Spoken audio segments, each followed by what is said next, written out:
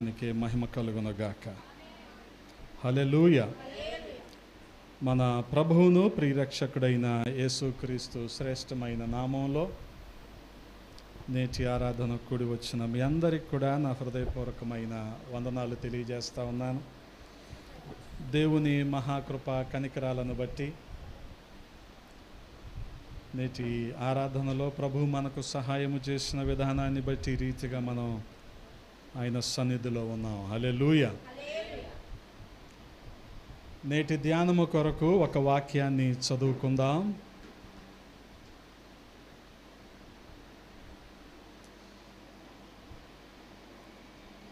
హెబ్రీలకు రాసిన పత్రిక 11వ అధ్యాయము.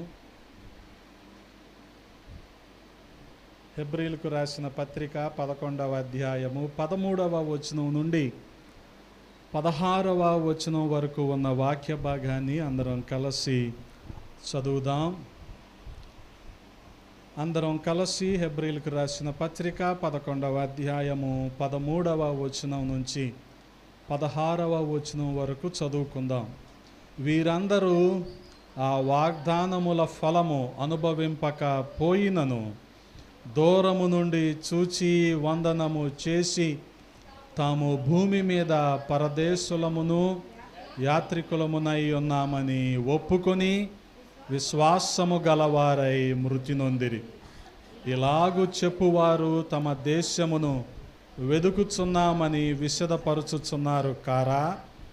వారు ఏ దేశము నుండి వచ్చిరో ఆ దేశమును జ్ఞాపకమందుంచుకున్న ఎడల మరలా వెళ్ళుటకు వారికి వీలు కలిగియుండును. అయితే వారు మరి శ్రేష్టమైన దేశమును అనగా పరలోక సంబంధమైన దేశమును కోరుచున్నారు. అందుచేత తాను వారి దేవుడనని అనిపించుకొనుటకు దేవుడు వారిని గూర్చి సిగ్గుపడడు. ఏలయనగా ఆయన వారి కొరకు ఒక పట్టణము సిద్ధపరచి ఉన్నాడు. ప్రార్థన.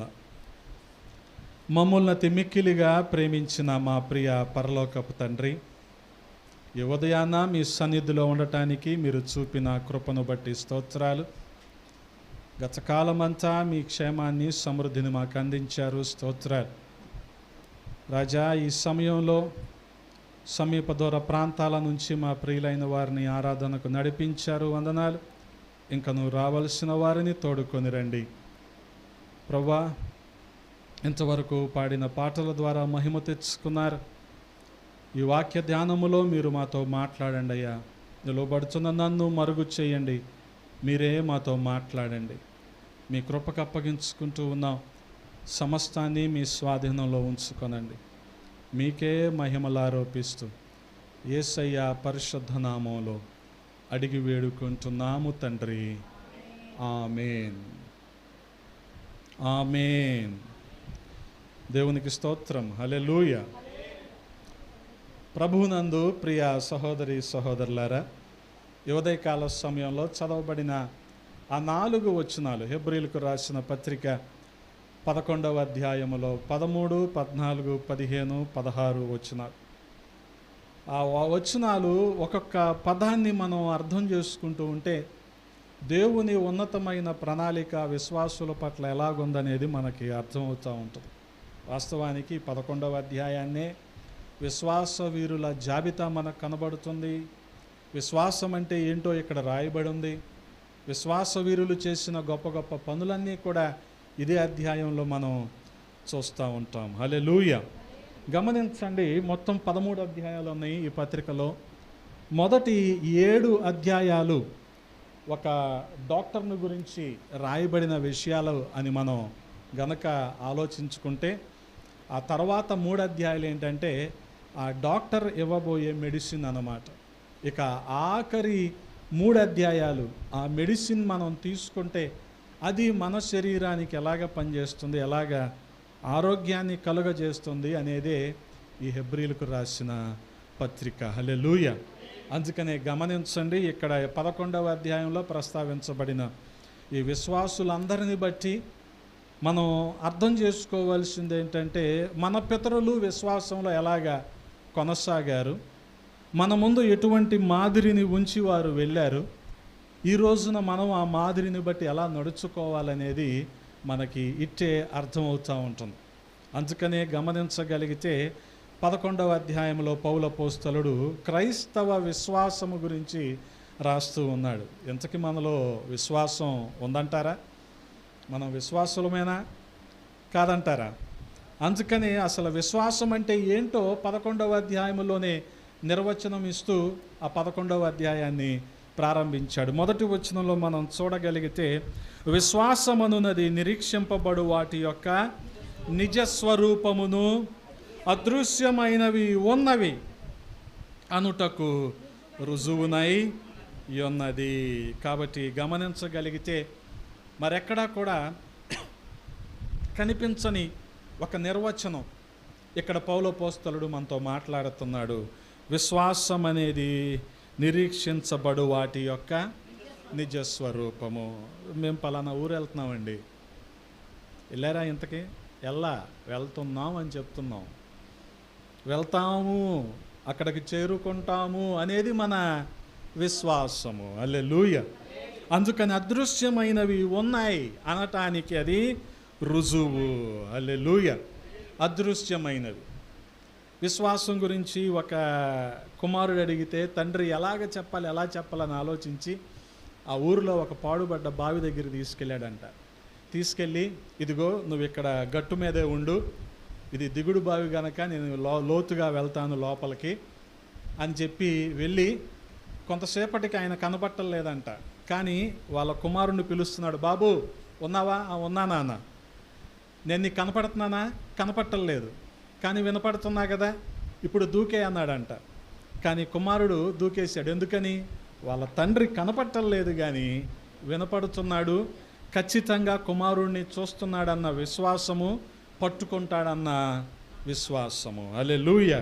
కాబట్టి అదృశ్యమైనవి ఉన్నాయి అనటానికి రుజువై ఉన్నది. అందుకనే మనం చూడగలిగితే ఈ అధ్యాయములో 35 మంది విశ్వాస వీరులను గురించి పౌలు అపోస్తలుడు ప్రస్తావిస్తూ వెళ్ళాడు.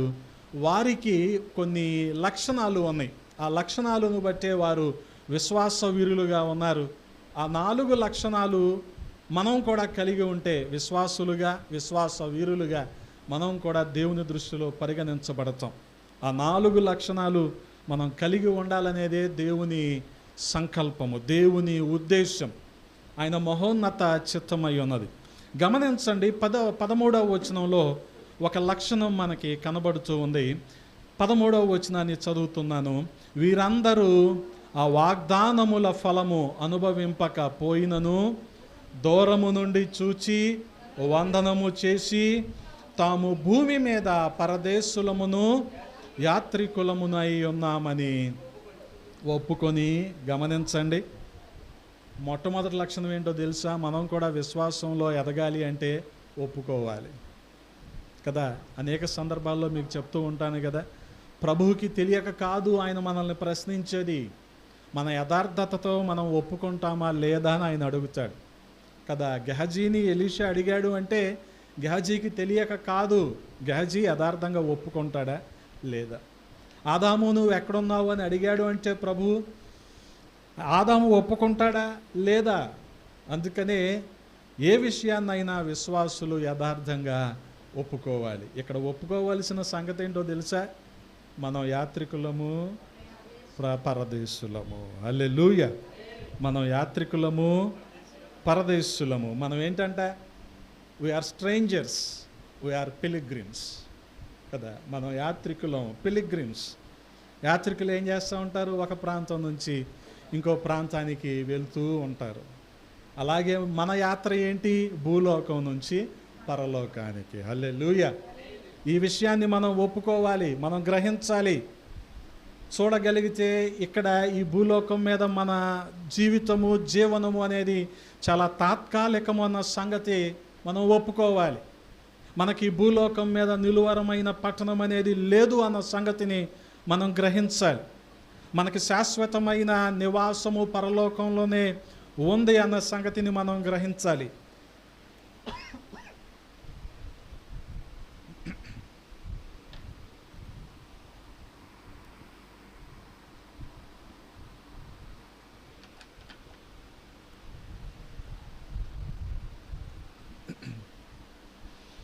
మనం పరలోకం నుంచి వచ్చాం, దేవుని ఉద్దేశంలో నుంచి వచ్చాం, దేవుని సంకల్పం చేత ఈ భూమి మీదకు పంపబడ్డాం.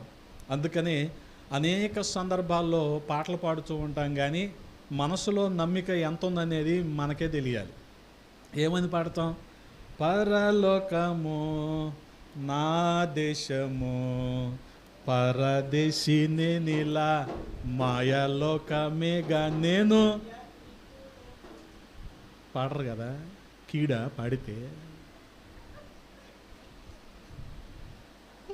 ఈ సంఘాల్లో పాడుకునే పాటలే, కానీ మనం ఏం చేసామంటే ఆచారంలోకి వెళ్ళిపోయి సమాధి పాటలు చేసాం వీటిని.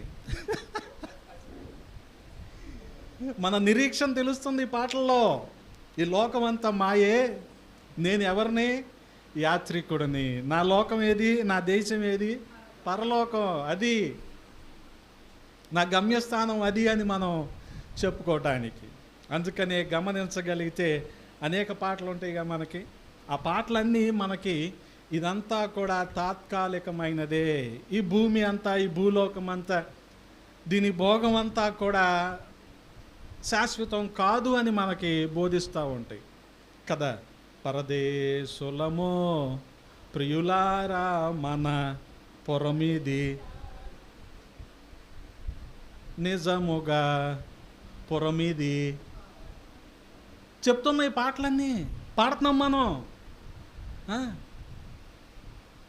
మన విశ్వాసము, మన భక్తి, మన నిరీక్షణ అందులో కనపడుతుంది. మనం ఇక్కడ ఉండం ఎందుకనంటే మందగాది ఇది. మన గమ్యస్థానం ఏది? పరలోకము. హల్లెలూయా. స్థిరమని కాదిది నమ్మకు ధర ఎవరికి, పరలోకమే స్థిరము. ఈ ధర అంటే ఈ భూమి ఎవరికి స్థిరం కాదు. కుర్చీ కూడా 5 సంవత్సరాల తర్వాత వదిలిపెట్టేయాలి కదా, పదవి. ఉద్యోగం కూడా 60 ఏళ్ళకి బయటకు వచ్చేయాలి. ఎవరికి ఇది శాశ్వతము? పరలోకమే శాశ్వతం. హల్లెలూయా. అందుకనే మనం గమనించగలిగితే ఇదంతా కూడా ఏంటంట? మాయ. బ్రతుకులన్నీ మాయ, భవబంధములు మాయ, తెలివి మాయ, తన్ను తెలియ మాయ. మాయ తెలియవాడే మర్మగ్నుడవు యోగి, విశ్వదాభిరామ వినురవు. బ్రతుకులన్నీ మాయే. భవబంధములు, పుట్టుక, చావు, అనుబంధాలు కదా, అన్నీ మాయే. దీన్నే కమ్యూనిస్టులు ఏమంటారు? మానవ సంబంధాలన్నీ ఆర్థిక సంబంధాలు అంటారు కదా. బ్యాంకర్స్కి ఈ మాట బాగా తెలుసు. వాట్ డు యూ సే జీవిత? అన్నీ ఆర్థిక సంబంధాలు. శ్రీనుబాబుతో మాట్లాడానంటే, శ్రీనుబాబుతో నాకు అవసరం ఉంటుంది, మాట్లాడతా. శ్రీనుబాబు ఏమంటాడు? ఏంటండి మా షాప్కి రావట్లేదు అంటాడు. అంటాడా? ఎందుకు? వాడి బిజినెస్ కోసం అంటాడా? అంతేగాని నా మీద ప్రేమతో అంటాడు ఏంటి? అది అర్థమైందా మీకు ఇప్పుడు? ఈ లోకం అంతా మాయ, బ్రతుకులన్నీ మాయ కదా. ఈరోజు కనిపించిన వాడు రేపు కనిపిస్తాడన్న నమ్మకం ఉందా మనకి? లేదు. ఈ రోజున ఇలాగ ఉన్నవారు రేపు ఉంటారన్న నమ్మకం లేదు. ఈరోజున్న ఆర్థిక పరిస్థితి రేపు ఉంటుందన్న నమ్మకం లేదు. ఈరోజు పతనంలో ఉన్నవాడు రేపు పొద్దున ఉన్నతమైన స్థితిలో ఉండొచ్చు. ఈరోజు ఉన్నతంగా ఉన్నవాడు రేపు పతనం అయిపోవచ్చు. ఇవన్నీ శాశ్వతము కాదు. భవబంధాలన్నీ కూడా మాయ. ఇంకా తెలివి మాయ కదా. చాలామంది ఏమనుకుంటారు? నాకు చాలా తెలివి ఉంది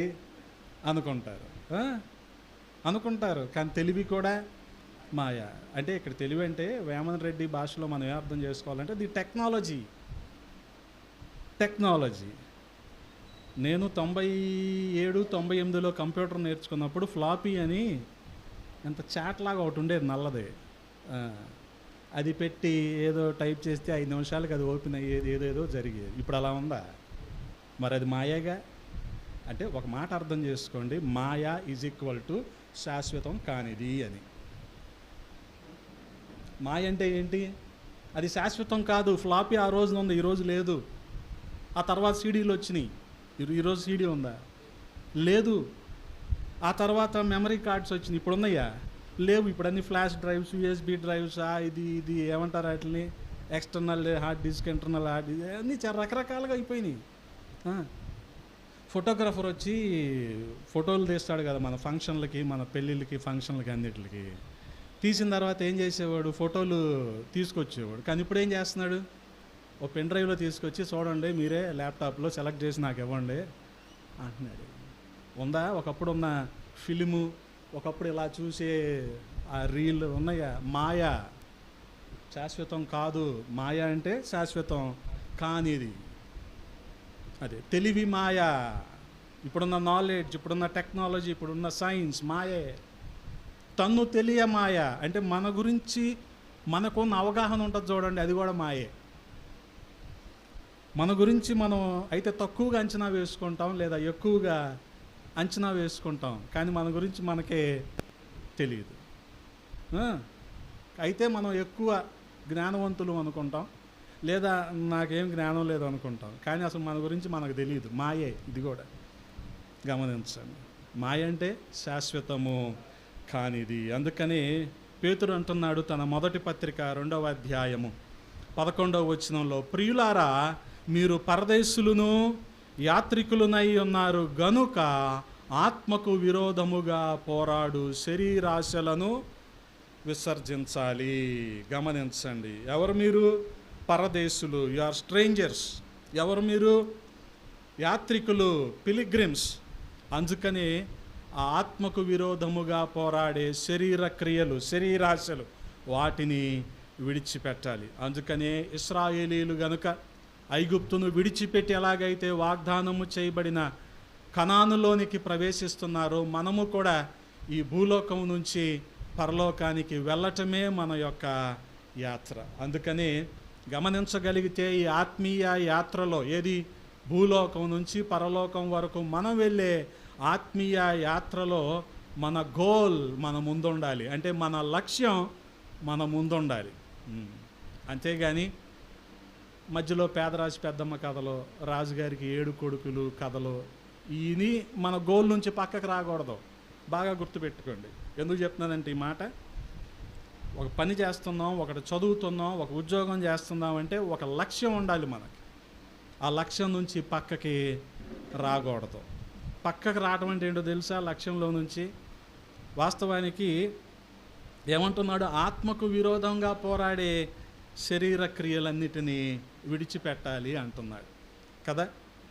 మనం ఇప్పుడు ఈ ఆత్మలో ఉన్న దాన్ని బట్టే, ఆత్మీయతను బట్టే, ఆత్మలో ఉన్న పరిపక్వతను బట్టే మనం పరలోకానికి వెళ్తాం. కానీ ఈలోపు ఆ లక్ష్యాన్ని విడిచిపెట్టి మన ఆలోచనలన్నీ ఎటువైపు వెళ్ళిపోతాయి? లోకం మీదకి వెళ్ళిపోతాయి. లోకాశలన్నీ అయిపోతాయి అవన్నీ. అందుకనే మీకు బీసెంట్ రోడ్ తెలుసుగా, బీసెంట్ రోడ్డు. బీసెంట్ రోడ్ అనేది నా దృష్టిలో prohibited for me, prohibited area నాకు బీసెంట్ రోడ్ అంటే. ఎందుకనంటే కొద్దిగా గోల్ ఓరియంటెడ్ పీపుల్ కాకుండా చిల్లర గుండె వాళ్ళందరూ అందులోనే ఉంటారు. ఒకటి కొంటాకి వెళ్తారు, మిగతా ఏయో మాట్లాడతారు. టైం పోతే వస్తుందారా మీకు? గోసాల్లో బస్సు ఎక్కుతాడు వీడు, లేకపోతే గంగూరులో బస్సు ఎక్కుతాడు వీడు, రాఘవయ్య పార్క్ దగ్గర దిగుతాడు, మళ్ళీ అక్కడ నుంచి పెన్కాన వరకు నడుచుకుంటూ వస్తాడు, మళ్ళీ వెళ్తాడు. అంత ఖాళీగా ఉన్నాడు వీడు. ఒక ఇంజనీరింగ్ స్టూడెంట్ కానీ, ఒక ఇంటర్మీడియట్ చదివేవాడు కానీ కదా. అలాగే మనం పరలోకం వెళ్ళే దారిలో ఇటువంటి డీవియేషన్స్ చాలా వస్తాయి, కానీ మన గోల్ నుంచి మనం పక్కకి రాకూడదు. ఓ మాట చెప్పనా, నేను ఈ గిరిజనుల ప్రాంతాలకు వెళ్తూ ఉంటానా, నాతో కొంతమందిని అప్పుడప్పుడు సర్లే వీళ్ళకేమైనా అవగాహన వచ్చి, వీళ్ళల్లో కూడా కొంత స్ఫూర్తి వచ్చి, వీళ్ళు కూడా ఏమో సువార్త చెప్తారేమో తెల్లారి అన్న ఉద్దేశంతో నేను కొంతమందిని తీసుకెళ్ళాలని ఆశపడతా, తీసుకెళ్ళాక వాళ్ళు అక్కడికి వెళ్ళాక ఏం అడుగుతారో తెలుసా నన్ను? అక్కడికి వెళ్ళంగానే అసలు చేయాల్సిన పని ఏంటి? మీరు మొన్న చూసారా, 2 రోజులు పట్టింది నేను ఎర్రబోడు, ఆ సీతారాం సాగర్ ప్రాజెక్టు వాళ్ళని మచ్చిక చేసుకోవటానికి, పిల్లల్ని అట్రాక్ట్ చేయటానికి, పిల్లల్ని నా దగ్గర రప్పించుకోవటానికి నేను ఏం చేశానో చూసారా? 3 బింగో దాంట్లో మెడలో వేసుకొని తిరిగా 4-5 నిమిషాలు తిరిగితే కానీ పిల్లల దగ్గరికి రాలా. ఇలా ఉంటుంది నేను వెళ్తే పని. ఎందుకంటే గోల్, మనం ఏ పనికి వెళ్ళాం ఆ పని. కానీ నాతో వచ్చేవాళ్ళు ఎలా ఉంటారో తెలుసా? అక్కడ కోళ్ళు, అక్కడ పుంజులు అవి ఉంటాయి కదా, అలా అనుకుంటారు, అన్నా అది డేగ కదా, అది సేతువు కదా, ఇది రసంగి, ఎందుకేరా నువ్వు వచ్చింది ఎంత దూరం? నాకు 4,000 రూపాయలు పెట్రోల్ మళ్ళీ లోపలికి వెళ్తానికి. నువ్వు వచ్చిందేమో కోళ్ళు గురించి చూడటానిక? ఇది డీవియేషన్ అంటే, ఇది గోల్ ఓరియంటెడ్ కాకుండా ఉండటం అంటే. గమనించండి, చాలామంది విశ్వాసులు ఈ రోజున మనం ఇక్కడ కాదు, మన పౌరస్థితి అక్కడని తెలిసి కూడా పక్కకి వెళ్ళిపోతున్నారు. అది కావాలి, ఇది కావాలి, అలాగ ఉండాలి, ఇలాగ ఉండాలి, అవి చేయాలి, ఇది చేయాలి. కానీ గమనించండి, ఒకడు ప్రభువుని తెలుసుకోకుండా ఈ లోకాన్ని విడిచి వెళ్ళిపోతున్నాడు. అది ఎంత బాధాకరం! అది ఎవరైనా కావచ్చు, ఏ వయసు వారైనా కావచ్చు, వారు ప్రభువుని తెలుసుకోకుండా ఈ లోకాన్ని విడిచి వెళ్ళిపోతున్నారు అంటే అది చాలా విచారకరం. అలా జరగటానికి వీల్లేదు. అందుకనే వారి కోసం మనం ప్రయాసపడాలి. దేవుడు ఆ ఉద్దేశంతోనే నిన్ను నన్ను ఈ భూమి మీదకి పంపాడు. గమనించండి, అందుకే ఈ ఆత్మీయ యాత్రలో శరీరాన్ని బట్టి కాకుండా ఆత్మానుసారంగా మనం నడుచుకుంటాం అనేది చాలా యుక్తమైనది. వాస్తవానికి మనకి వైరాగ్యపు స్థాయి అనేది కాస్త ఎక్కువే ఉంటుంది కదా. సహజంగా మనిషిలో కొంత వైరాగ్యం ఉంటుందా? వైరాగ్యం అంటే తాత్కాలికమైన మార్పు అన్నమాట. ఎన్ని రకాల వైరాగ్యాలు ఉంటాయంటే తేజ, ఒకటి శ్మశాన వైరాగ్యం ఒకటి ఉంటుంది. అంటే ఎవరైనా చనిపోయారు, వాళ్ళని మనం ఆ సమాధుల తోట వరకు తీసుకెళ్ళాము, వచ్చాము, అప్పుడు కొంత వైరాగ్యం వస్తుంది మనలో. ఏమని? ఎంత బతికినా ఇంతే, కాబట్టి రేపు నుంచి సరిగ్గా బతకాలి అనిపిస్తుందా లేదా? కానీ వైరాగ్యం ఎంతసేపో తెలుసా? తాత్కాలికమే. తాత్కాలికమే. నాకు కొండూరులో Godrej feather light, the finest sofas in India ఉండేది నాకు, 3+2. మా నాన్నగారు చనిపోగానే ఒక రకమైన వైరాగ్యం వచ్చింది. ఒకడికి సైకిల్ ఇచ్చేసా, ఒకడికి సోఫా సెట్ ఇచ్చేసా.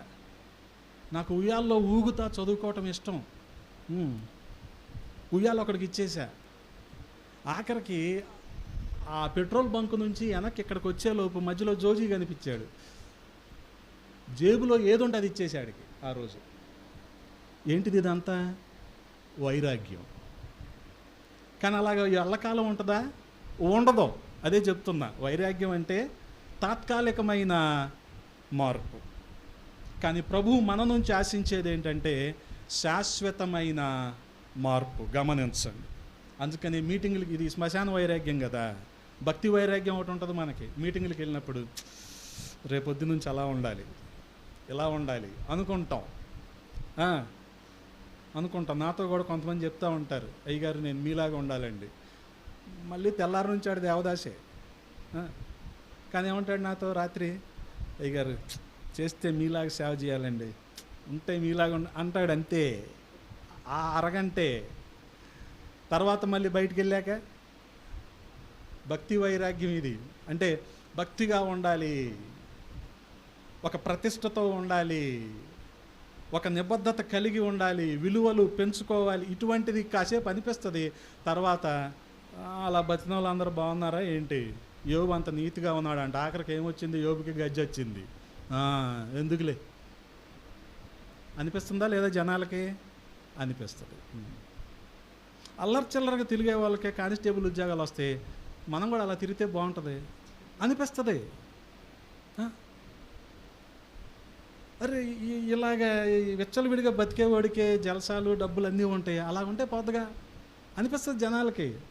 కానీ గమనించండి, దేవునికి మనకి ఉన్న సహవాసం అది నిరంతరమైంది. కాబట్టి దీన్ని కాపాడుకోవటానికి, దీన్ని నిలబెట్టుకోవటానికి మన ప్రయాస ఉండాలి. కానీ వాళ్ళలాగుంటే వాళ్ళని సంతోషపెట్టడానికి, వాళ్ళని మెప్పించటానికి ఇటువంటివి మనలో ఉన్నాయి అనుకోండి, జీవితంలో మనం ఎదగలేరు. ఎదగలేం. ఊరికే అంటారు జనాలు, నువ్వు ప్యాంటు మీద ప్యాంట్ వేసుకుంటే బాగుంటావని. దీనికోసం 2 లక్షలు పెట్టి ప్యాంటు కుట్టిస్తారా ఏంటి అంటారు జనాలు, అంతే. అన్నారని చెప్పి నువ్వు కుట్టించేసుకోకూడదు.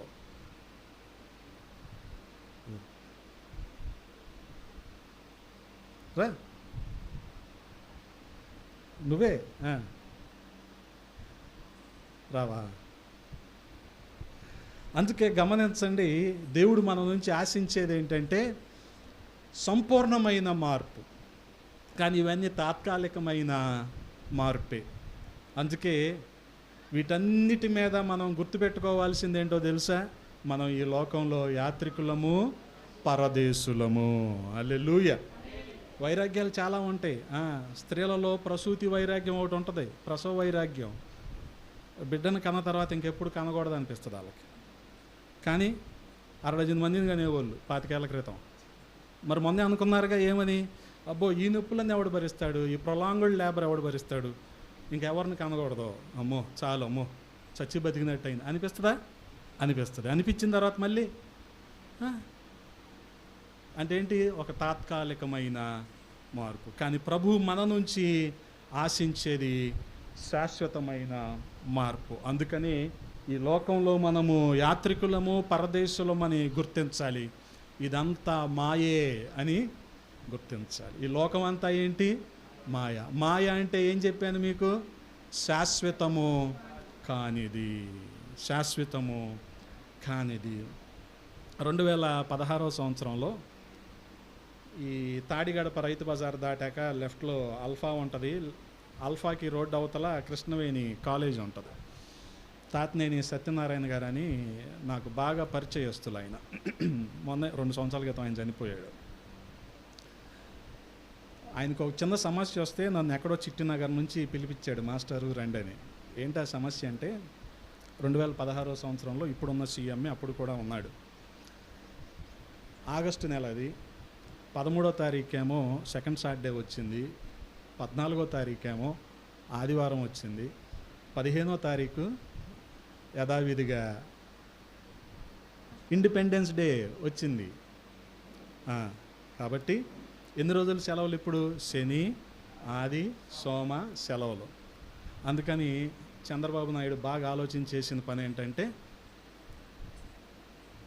రోడ్డు వైడనింగ్ కోసం, అక్కడి వరకు ఒకలాగా ఉంటుంది వైడనింగ్, అక్కడ నుంచి ఒకలాగా ఉంటుంది వైడనింగ్. గమనించండి, అక్కడి వరకు ఏం చేశాడంటే 12 నైటు, శుక్రవారం నైటే జేసీబీలు, పారామిలిటరీని మొత్తం పిలిపించేసి దాదాపుగా ఒక 100 అడుగులు లోపలికి, అటు లోపలికి ఇటు లోపలికి కొట్టించేశాడు. 100 అడుగులు లోపలికి. ఈయన పిలిచి, మాస్టారు మావాడే కానీ మాకేం చేయలేదండి, ఒక చిన్న సలహా కావాలి నాకు. ఇప్పుడు యూనివర్సిటీ పరంగా అంటే ఆయనకి దాదాపు అవన్నీ కలిపి 10 సెంట్లు స్థలం ఆయనకి పోయింది బందర్ రోడ్డు మీద. ఒక బ్లాక్, కాలేజీలో ఒక బ్లాకే పోయింది. ఏం చేయాలండి అని చెప్పి మేడ మీదకి తీసుకెళ్ళి పైకి నన్ను అటు చూపిస్తున్నాడు, కామినేని హాస్పిటల్ వైపు. ఇక్కడ నుంచి అది మాయేనండి, ఇవన్నీ మాయే, ఈ అప్పుడు అన్ని బిల్డింగులు లేవు, ఈ ఖాళీ స్థలాలన్నీ మాయేనండి, అవి మాయేనండి అన్నాడు. నేనన్నా అవును సార్ మాయే అన్నా. నేను నా దృష్టిలో మాయ ఏంటి? శాశ్వతము కానిది. ఏంటి మాస్టర్ అంటున్నారు అన్నాడు. అవును సార్ మాయ అంటున్నా నేను. అంటే ఆయనతో కొద్దిగా చనువుగా ఉంటాలండి, ఆయన ఇప్పుడు లేడు, పెద్ద ఆయన. అందుకనే కొన్ని పరిస్థితులను బట్టి మనిషి అనుకుంటాడు, ఇక నాకేంటి అనుకుంటా ఉంటాడు. ఆఖరికి ఇదంతా కూడా ఏంటిది? మాయే. ఏదో ఒక రోజున ఇవన్నీ కూడా మనం విడిచిపెట్టి వెళ్ళిపోవాలి. ఎందుకని? మనం యాత్రికులము, పరదేశులము. గమనించండి, యాత్రికులము, మనము పరదేశులం. అందుకే అలెగ్జాండర్ కూడా తన జీవితంలో ఒక వీలునామా రాశాడు. అది తను చనిపోయిన తర్వాత దాన్ని ఎగ్జిక్యూట్ చేయమన్నాడు. అదేంటంటే చనిపోయిన తర్వాత కఫిన్ బాక్స్కి 2 రంధ్రాలు పెట్టి చేతులు బయట పెట్టాలి అన్నాడు. ఎందుకని? నేను ఖాళీ చేతులతో వచ్చాను, ఖాళీ చేతులతోనే వెళ్తున్నాను, ఏమీ పట్టుకుపోవడం లేదు అని. నాకు ముందు పెద్ద పెద్ద డాక్టర్లు అందరూ నడవాలి. ఎందుకని? అంతమంది డాక్టర్లు నడిచారు అనుకోండి, వాళ్ళు కూడా నన్ను ఏమీ చేయలేకపోయారంటే బాగు చేయలేకపోయారని జనాలు తెలుసుకోవాలి. అంతే కదా. ఆయుష్ ఎవరు ఇవ్వాలి? దేవుడు ఇవ్వాలి, అంతే. అది నూకలు ఉంటే ఆకులు నలిపి పోసినా బతుకుతాడు. అంతేనా? నూకలు లేకపోతే అస్సలు నిన్ను ఎంత ట్రీట్ చేసినా కష్టం. నీకు దేవుడు ఆయుష్ ఇచ్చాడు అనుకోండి, ఆర్ఎంపీ చిన్న 50 పైసలు బిల్ల మాత్ర ఇచ్చినా నువ్వు బతుకుతావు. లేదనుకోండి, ఓ పెద్ద పెద్ద కార్పొరేట్ హాస్పిటల్స్లో పెట్టినా దేవుడు ఆయుష్ ఇవ్వలేదు అనుకోండి, కష్టం. అందుకని ఇంతమంది డాక్టర్లు నా దగ్గర ఉన్నా సరే నన్ను బ్రతికించలేకపోయారు. ఆయనకి చిన్న నిమోనియా వచ్చి చనిపోయాడు ఆయన.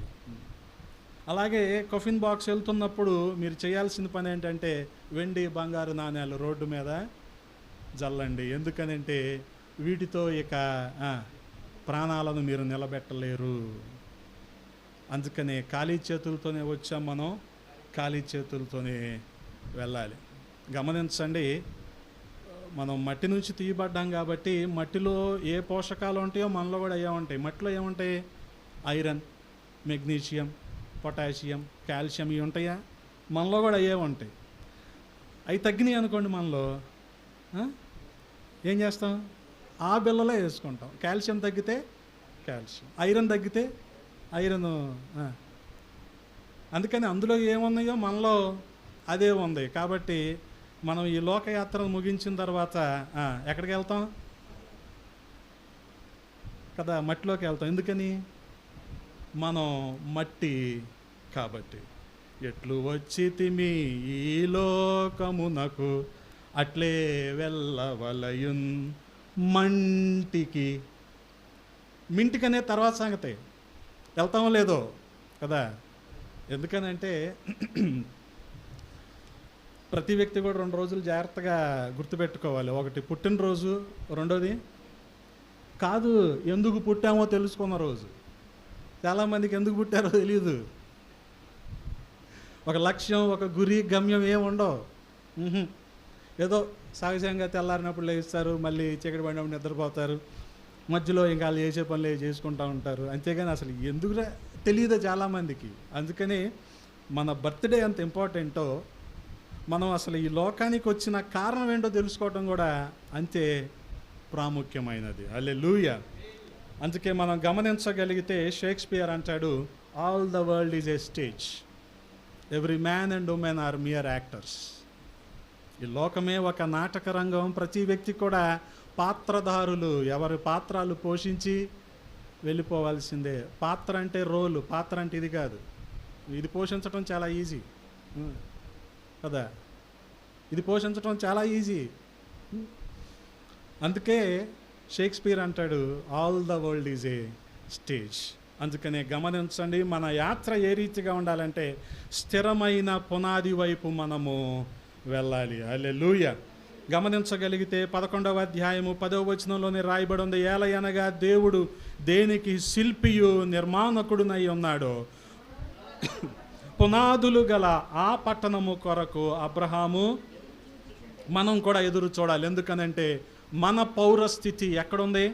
పరలోకంలో ఉంది. అందుకనే ఫిలిప్పీలకు రాసిన పత్రికలు అంటున్నాడు 3వ అధ్యాయం 20వ వచనంలో, మన పౌరస్థితి పరలోకమందున్నది, అక్కడ నుండి ప్రభువైన యేసుక్రీస్తు అను రక్షకుని నిమిత్తము కనిపెట్టుకొనుచున్నాము. గమనించండి. అందుకని మనం చూడగలిగితే ఎఫెసీయులకు రాసిన పత్రిక 2వ అధ్యాయం 10వ వచనంలో కూడా, మరియు వాటి యందు మనము నడుచుకొనవలనని దేవుడు ముందుగా సిద్ధపరిచిన సత్క్రియలు చేయుటకై మనము క్రీస్తు యేసునందు సృష్టింపబడిన వారమై ఆయన చేసిన పని అయి ఉన్నాము. గమనించండి. ఆ స్థిరమైన పునాది, ఆ స్థిరమైన పట్టణము, ఆ పునాదులు కలిగిన పట్టణంలోనికి మనం వెళ్ళటానికే మన ఈ ప్రయాణం అంతా, ఈ ఆత్మీయత అంతా ప్రభువు నడిపిస్తాడు. గమనించండి ఎలాగ నడిపిస్తాడు. ఇశ్రాయేలీయులను గనక ఐగుప్తు నుంచి ఎలాగైతే కనానుకు ఆయన నడిపించాడో, ఆయన నడిపించిన విధానం ద్వితీయోపదేశకాండంలో రాయబడి ఉంటుంది. 1వ అధ్యాయము 31వ వచనంలో, ఐగుప్తులోను అరణ్యములోను మీ కొరకు చేసినట్లు మీ పక్షముగా యుద్ధము చేయును. మీరు ఈ చోటికి చేరు వరకు మీరు వచ్చిన మార్గమంతటిలోనూ మనుష్యుడు తన కుమారుని ఎత్తుకొనున్నట్లు. గమనించండి, మనుష్యుడు తన కుమారుని ఎత్తుకొనున్నట్లు మీ దేవుడైన యెహోవా మిమ్మును ఎత్తుకొని వచ్చిన సంగతి మీరెరుగుదురని మీతో చెప్పి తిని. ఎలా తీసుకొచ్చాడు ఆయన? పిల్లల్ని గనక ఎత్తుకొని తీసుకొస్తారు చూడండి పెద్దలు. ప్రభువు వారిని ఐగుప్తు నుంచి, వారిని అంటే ఇశ్రాయేలుని ఐగుప్తు నుంచి కానానికి అలాగా ఎత్తుకొని తీసుకొచ్చాడంట. గమనించండి. అంటే మనం ఎప్పుడైతే ఆ సంగతిని గ్రహిస్తామో, ఏ సత్యం అది? మనం యాత్రికులము పరదేశులము అన్న సత్యాన్ని మనం గ్రహిస్తామో అప్పుడు ప్రభు మనల్ని నడిపిస్తాడు ఆ పునాదులు గల పట్టణం వైపు. ఆయనే మనల్ని ఎత్తుకొని తీసుకువెళ్తాడు. హల్లెలూయా. అందుకని ఆయన మీద మనము నమ్మిక ఉంచాలి. మొదటిది మనం ఒప్పుకోవాలి, ఏది? మనం యాత్రికులము పరదేశులము అని. రెండవ సంగతి మనం గమనించగలిగితే ఇదే 13వ వచనంలో ఏమని రాయబడి ఉంది? ఆఖరి మాట, యాత్రికులము పరదేశులము యాత్రికులమనై ఉన్నామని ఒప్పుకోవాలి. ఇది మొదటి లక్షణం అయితే విశ్వాసికి ఉండాల్సింది. రెండవ లక్షణం గమనించండి, విశ్వాసము గలవారై మృతి నొందిరి.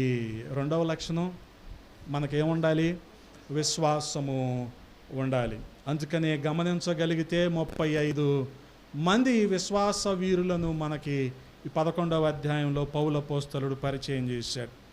16 మంది పేర్లు ప్రస్తావించాడు, మిగిలిన 19 మంది పేర్లు రాయలేదు, కానీ వాళ్ళు ఎటువంటి గొప్ప కార్యాలు చేశారో రాశారు. అందుకనే గమనించగలిగితే 12వ అధ్యాయంలోకి వెళ్ళేసరికి ఆయన వైపు చూస్తూ విశ్వాసం అనే పరుగు పందెంలో మనం ఓపికతో పరిగెత్తాలి అని పౌలు అపోస్తలుడు అంటున్నాడు. ఎందుకు ఈ ఆత్మీయ యాత్రని పరుగు పందెంతో పోల్చాడంటే, గమనించండి, ఇప్పుడు జైషా గనక గ్యాలరీలో కూర్చొని ఆడించి ఎవరు గెలవాలో జైషా డిసైడ్ చేస్తాడు. అదొక క్రీడ అన్నమాట, అదొక జోదం అది. అలాగా జనాలు ఆడుకుంటూ ఉంటే రాజులు డిసైడ్ చేసేవాళ్ళు, పందాలు కట్టేవాళ్ళు. రోమీలకు అటువంటి క్రీడాశక్తి ఉండేది. క్రీడాశక్తి అంటే ఈ రోజుల్లో యవనస్తులకు ఉండే క్రీడాశక్తి వేరుగా ఉంటుంది. ఏంటది? ఆ ఎన్టీఆర్ కాంప్లెక్స్లో దొరుకుతాయి కదా, ఎక్కడ నల్లదే ఎక్కడ నల్లదే ఉంటాయి. ఆ ఎన్టీఆర్ కాంప్లెక్స్లో ఇక్కడ నల్లది ఒకటి ఉంటుంది. గ్లౌజులు ఉంటాయి, ఓన్లీ బొట్టనేలకే. గ్లౌజులు అంటే మీకు తెలిసినవి మొత్తం కదా, రంగు వేసుకునేటప్పుడు వేసుకుంటారు. ఆ గ్లౌజులు కాదు, బొట్టనేలకు ఉంటాయి. వాటితో మన వాళ్ళు ఫ్రీ ఫైర్, పబ్జీ ఆడుతూ ఉంటారు చూడండి. ఆ క్రీడాశక్తి ఎక్కువ ఈరోజు యవనస్తులకి. ఈ మధ్యలో వీళ్ళు ఏ ఫోన్లో నుంచి ఆడుతున్నారో దానికి ఏదైనా అకౌంట్ లింక్ అయ్యి ఉంటే ఉంటుంది ఒక్కొక్కడికి. ఇప్పుడు జరుగుతున్న ఆర్థిక నేరాలన్నీ అయ్యేగా, డబ్బులు అలాగే పోతున్నాయి. ఇంకొద్దిగా యవనస్తులు దాటి నడి వయసులో వాళ్ళకి కూడా క్రీడాశక్తి ఉంటుంది. బయట పేకాట ఆడకపోయినా ఫోన్లో ఆడుకుంటున్నారు, రమ్మీ, ఆన్లైన్ రమ్మీ పేరుతో. డబ్బులన్నీ అక్కడే నాశనం చేసేవాళ్ళు చాలామంది ఉన్నారు, గమనించండి. అందుకని ఎందుకు వాటికి మనుషులు బానిస అయిపోతారంటే, దే వాంట్ టు బికమ్ నోవరిష్. రాత్రికి రాత్రి ఏమైపోవాలి? అదానీ అయిపోవాలి. ఇప్పుడు అంబానీ కూడా వెనకబడిపోతాడు ఒక 6 నెలల్లో. అదానీ ముందుకు వస్తాడు. అదానీలు అయిపోవాలి, లేకపోతే జేపీ మోర్గన్ అయిపోవాలి, లేకపోతే డొనాల్డ్ ట్రంప్ అయిపోవాలి. అతి తక్కువ కాలంలో ప్రయాసపడకూడదు, ప్రయోజకులు అయిపోవాలి. ఎలా కుదురుద్దండి? నో బైపాస్ అమ్మా, నో బైపాస్. అస్సలు అలా బైపాస్లో రావడానికి అవకాశాలు లేవు. 5 km అంట. చాలామంది వాళ్ళ పిల్లల్ని దించేవాళ్ళు అంట బైక్ మీద ఎక్కించుకొని వెళ్ళి. ఇప్పుడు కుదరదమ్మా, జనాలు తెలివి మీరిపోయారు. అది సరే, 5 km దించుతారు, ఎక్కడ తీసుకెళ్ళి అక్కడికి. లాంగ్ జంప్ జేసీబీ క్రేన్లు తెస్తారా ఏంటి? లాంగ్ జంప్కి, హై జంప్కి బైపాస్ కదా. దీన్ని ఎక్కడ రికవర్ చేయాలి మళ్ళీ? ఇప్పుడు కానిస్టేబుల్ ఉద్యోగానికి నువ్వు 15 లక్షలు కట్టావు, దీన్ని ఎక్కడ రికవర్ చేయాలి? అదే కట్నంలో రికవర్ చేయాలి. మా అబ్బాయికి ఉద్యోగం, మా అబ్బాయికి కొద్ది యథార్థంగా బతకండి, కొంచెం విలువలతో బతకండి. ఎంతసేపు ఇదేనా? కదా. తల్లిదండ్రులకు తాపత్రయం ఉంటుంది, అయ్యో మా పిల్లలు ఈ స్థాయికి వెళ్ళిపోతారేమో, ఎంత అవమానంగా ఉంటుంది. అంటే పక్కనోడిది లాక్కుంటే హీరోయిజమా? బెదిరించి బతికితే హీరోయిజమా? అందుకే దీని అంతటికి బెస్ట్ మందు ఏంటో తెలుసా? బెస్ట్ మెడిసిన్ ఏంటంటే వారికి ప్రభువుని ఇవ్వటం. అది ఇక వాళ్ళు ఇంకెనక తిరిగి చూడరు, ఎవరి దగ్గర తల వంచరో. అది ప్రభువుని పరిచయం చేయటం. అందుకనే యవనస్తులు బైబిల్ తీసుకురావాలి, బైబిల్ చదవాలి.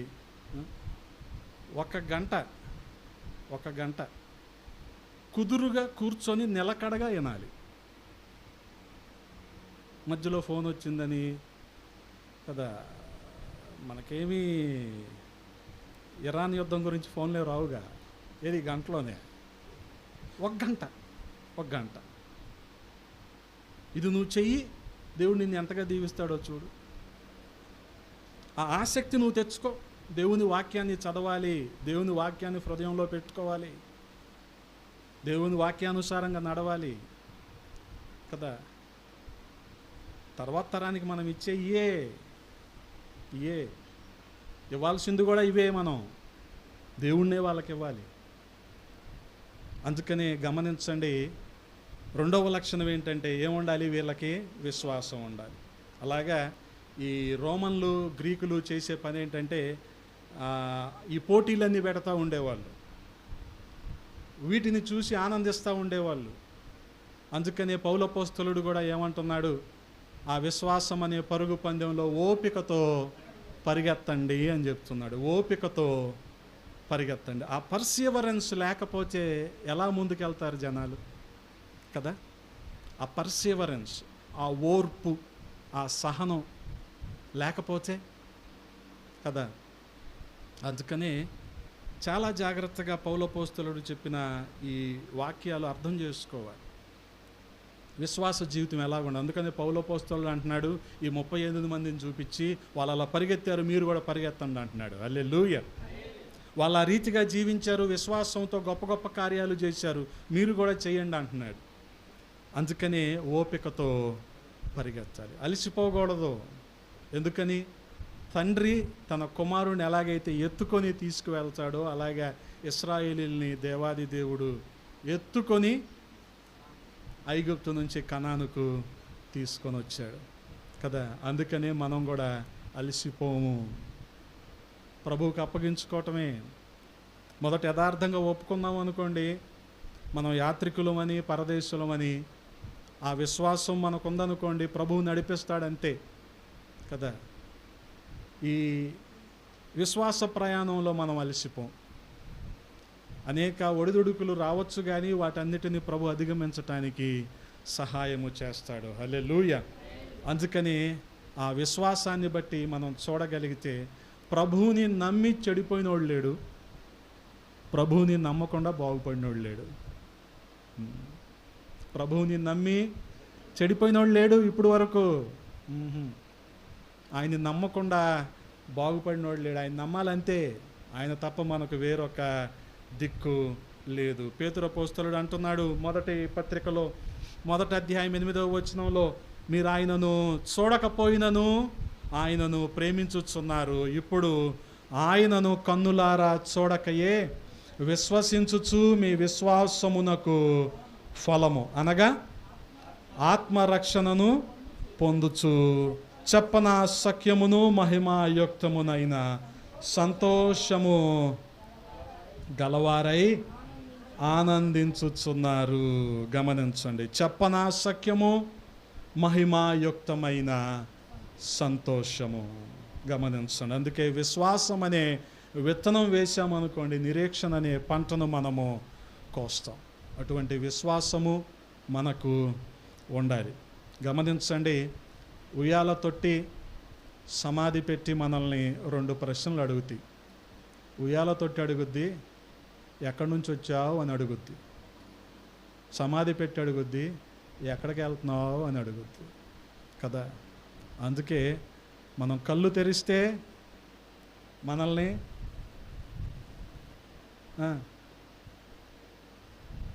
మనం కళ్ళు తెరిస్తే మనల్ని ఏం చేయాలి? ఉయ్యాల. కళ్ళు తెరిస్తే ఉయ్యాల, కళ్ళు మూస్తే మొయ్యాల. ఎవరు? నలుగురు మొయ్యాల.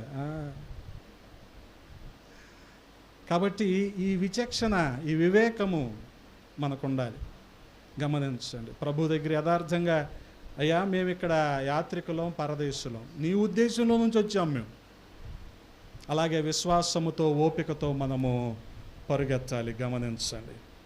అంత మాత్రమే కాదు, 3వ లక్షణంలోనికి వెళ్తున్నాను. 14వ వచనంలో మనం చూడగలిగితే, ఎలాగూ చెప్పువారు తమ దేశమును వెదుకుచున్నామని విశదపరుచుచున్నారు కారా, వారు ఏ దేశము నుండి వచ్చిరో ఆ దేశమును జ్ఞాపకమందుంచుకున్న ఎడల మరలా వెళ్ళుటకు వారికి వీలు కలుగును. గమనించండి. పరలోకము చేరాలంటే గమ్యం మనకి తెలియాలి కదా. అందుకని ప్రభువు మనకి బోధిస్తూ ఉన్నాడు. 32వ కీర్తన 8వ చరణంలో చూడగలిగితే, నీకు ఉపదేశము చేసేదను, నీవు నడవవలసిన మార్గమును నీకు బోధించదను, నీ మీద దృష్టి ఉంచి నీకు ఆలోచన చెప్పెదను. గమనించండి. నీ యందు దృష్టి ఉంచి నీకు ఆలోచన నేను చెప్తాను. అలాగే సామెతల గ్రంథంలో కూడా జ్ఞాని అయిన సొలొమోను అంటున్నాడు, 8వ అధ్యాయము 14వ వచనంలో, ఆలోచన చెప్పుటయు లెస్సైన జ్ఞానమునిచ్చుటయు నా వశము, జ్ఞానాధారము నేనే, పరాక్రమము నాదే. గమనించండి. నా వలన, ఏది నేనిచ్చిన జ్ఞానం వలన రాజులు ఏలుదురు, అధికారులు న్యాయమును బట్టి పాలన చేయుదురు. గమనించండి. మనం గమ్యం తెలుసుకోవాలి. చెప్పానుగా, గురి లేకుండా, గమ్యం లేకుండా ఉన్నాం అనుకోండి, మధ్యలో దారి తప్పి పక్కకు వెళ్ళిపోతూ ఉంటాం. వాస్తవానికి ఐగుప్తు నుంచి కానాను 20 రోజుల ప్రయాణం, మహా అయితే ఓ 1 నెల రోజుల ప్రయాణం. కానీ వీళ్ళు ఎన్ని సంవత్సరాలు వెళ్ళారు? 40 సంవత్సరాలు ప్రయాణం చేశారు. వీరి గమ్యం తెలుసు, కానీ దేవుడు వీరిని ఏం చేస్తున్నాడో తెలుసా? సిద్ధపరుస్తున్నాడు. హల్లెలూయా. వీళ్ళని తయారు చేస్తున్నాడు. వారి చేతులకు యుద్ధాన్ని నేర్పుతున్నాడు. కొన్ని ప్రాంతాల గుండా వెళ్ళినప్పుడు, వారికి ఆటంకాలు ఎదురైనప్పుడు వాళ్ళని జయించటానికి ప్రభు వీళ్ళకి యుద్ధం నేర్పుతున్నాడు.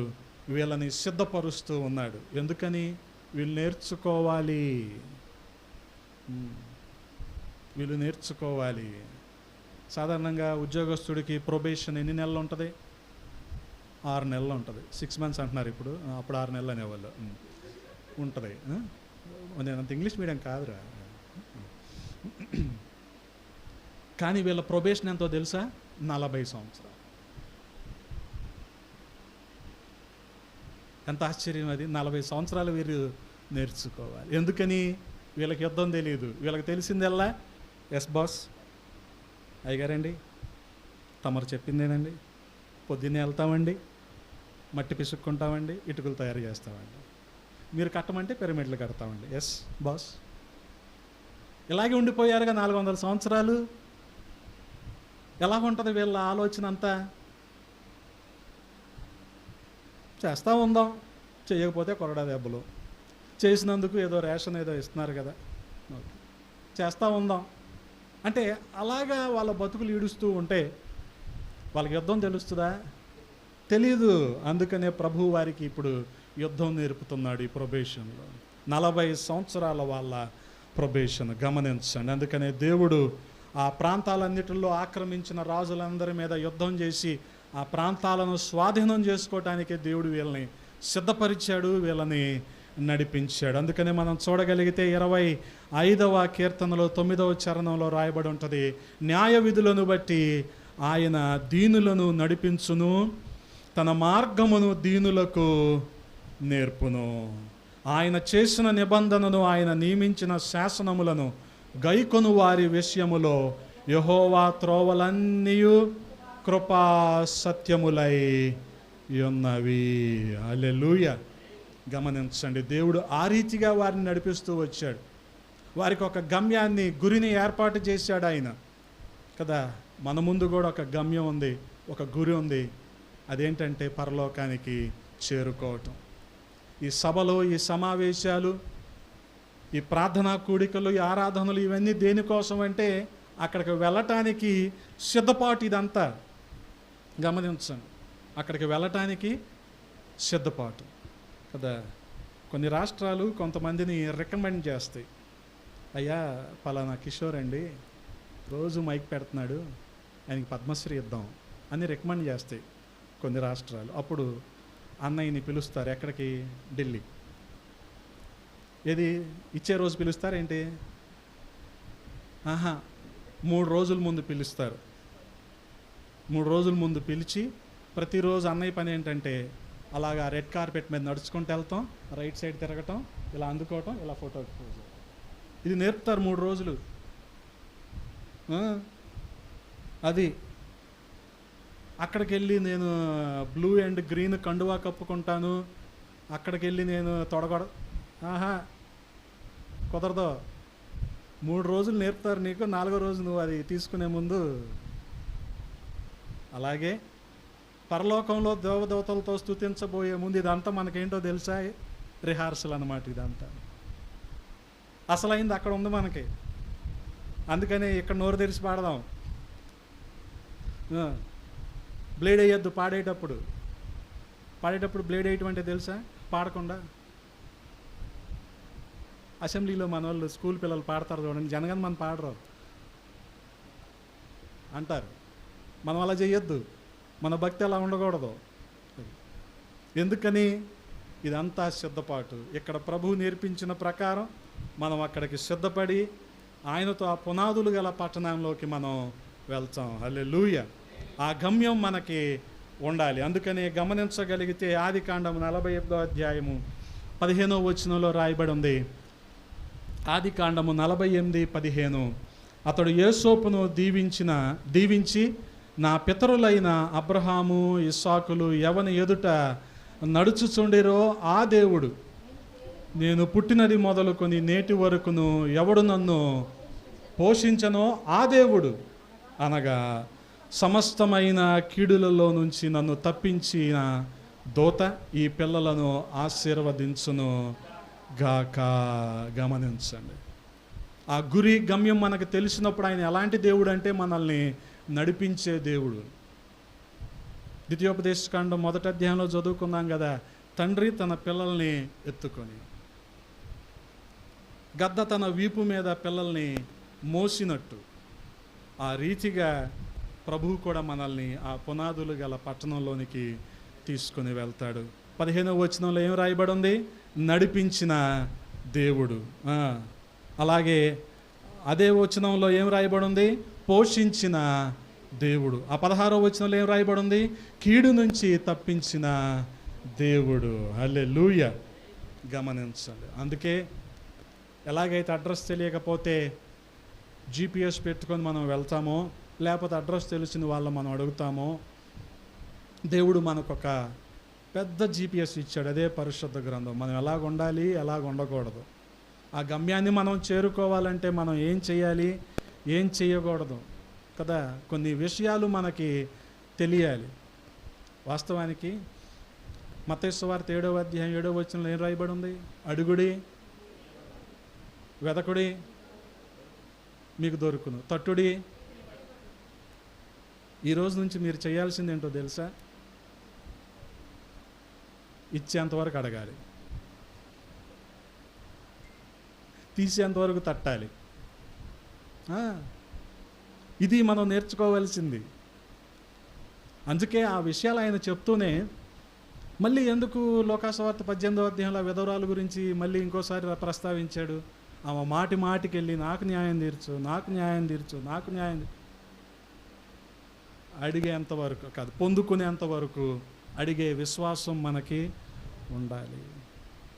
ఇటువంటి క్రమాన్ని మనం అలవర్చుకున్నప్పుడు సిద్ధపడతాం, ఆ పరలోక రాజ్యానికి మనం వెళ్తాం. హల్లెలూయా. అందుకని హెబ్రీయులకు రాసిన పత్రిక 10వ అధ్యాయంలోనే రాయబడి ఉంది 19వ వచనంలో, సహోదరులారా, యేసు మన కొరకు ప్రతిష్ఠించిన మార్గమున, అనగా నూతనమైనదియు జీవము గలదియు ఆయన శరీరమును తెర ద్వారా ఏర్పరచబడినదియునైన మార్గమున ఆయన రక్తము వలన పరిశుద్ధ స్థలమునందు ప్రవేశించుటకు మనకు ధైర్యము కలుగుచున్నది. గమనించండి, అటువంటి గమ్యములోనికి మనం చేరుకోవాలి అంటే మొదటిగా మనం యాత్రికులము, మనం పరదేశులము అన్న సంగతి ఒప్పుకోవాలి. రెండోది, విశ్వాసాన్ని కలిగి ఉండాలి.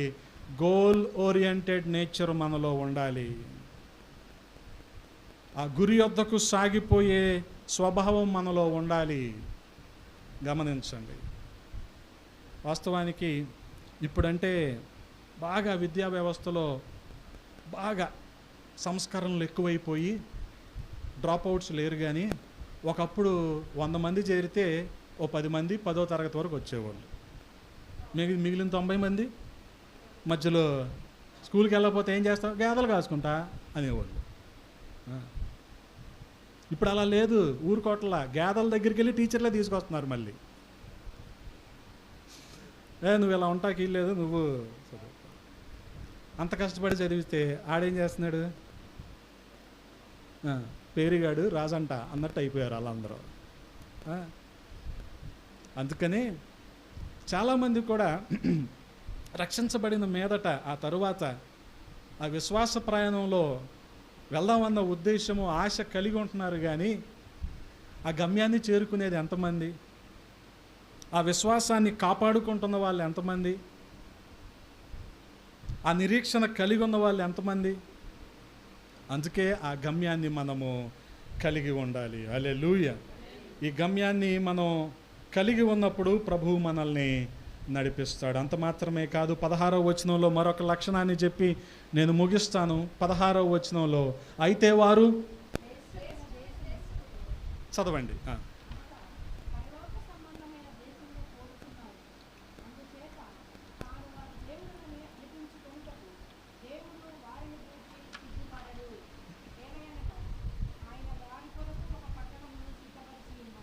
ఆయన వారి కొరకు ఒక పట్టణమును సిద్ధపరిచి ఉన్నాడు. అలాగే ఆయన మన గురించి సిగ్గుపడేవాడు కాదు. హల్లెలూయా.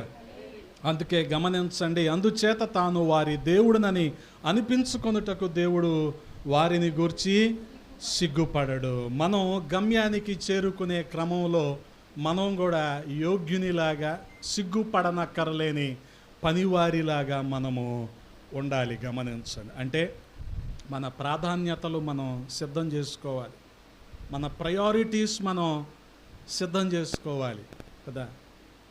విశ్వాసంలో ఉన్నాము, ప్రభువుని వెంబడిస్తున్నాము అని చెప్తూనే ప్రభువు మన ప్రాధాన్యత కాకపోతే చాలా కష్టం, చాలా కష్టం. గమనించండి, చాలా కష్టం. ఒకవేళ ప్రభువు మన ప్రాధాన్యత కాకుండా ఈ లోకంలో వేరేదేదో ఏదో ఏదో ఏదో మన ప్రాధాన్యత అయ్యిందనుకోండి, అది మన ప్రయారిటీ అయ్యిందనుకోండి, ఆయన దాన్ని తీసేయటానికి ఏం వెనుకాడ్డు కదా. యెహెజ్కేలు గ్రంథంలో 24వ అధ్యాయం 16వ వచనంలో అంటాడు, నరపుత్రుడా, నీ కన్నులకింపైన దానిని నీ యొద్ద నుండి ఒక్క దెబ్బతో తీసివేయబోచున్నాను. నీవు అంగలార్చొద్దు, నీవు ఏడవద్దు, కన్నీరు విడవద్దు. ఎందుకని?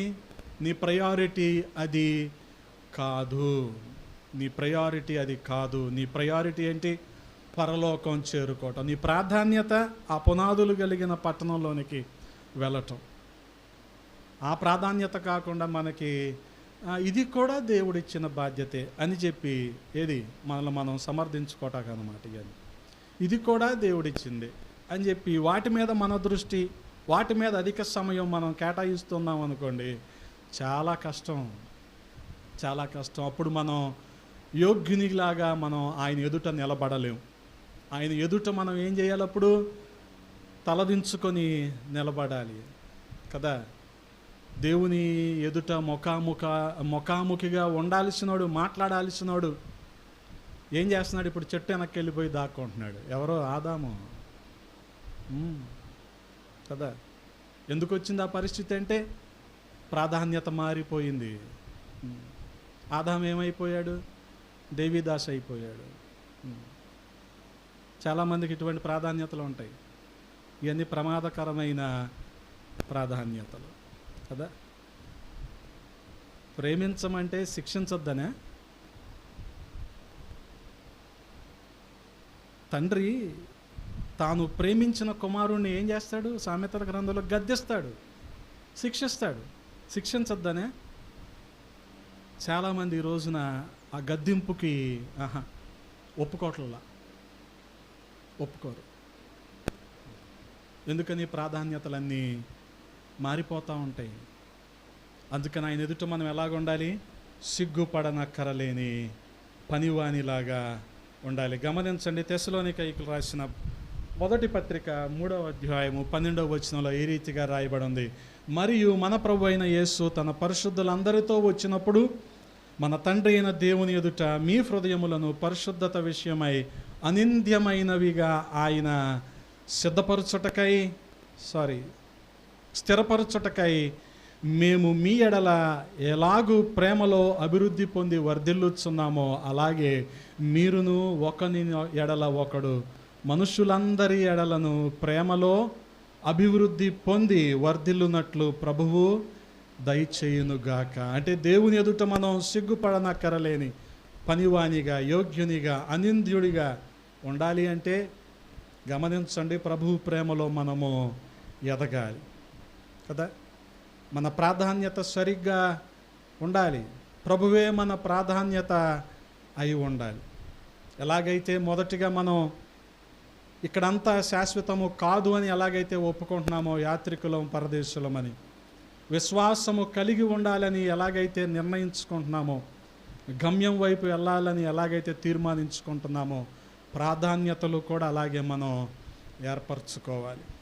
అందుకే గమనించండి, జ్ఞానైన సొలొమోను అంటాడు 12వ అధ్యాయము ప్రసంగి గ్రంథము 12వ అధ్యాయములో, దుర్దినములు రాకముందే ఇప్పుడు వీటి యందు నాకు సంతోషము లేదని నీవు చెప్పు సంవత్సరములు రాకముందే.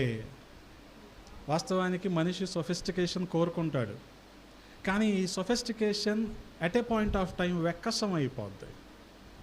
తెలుసా? At a point of time వెక్కసం అయిపోద్ది.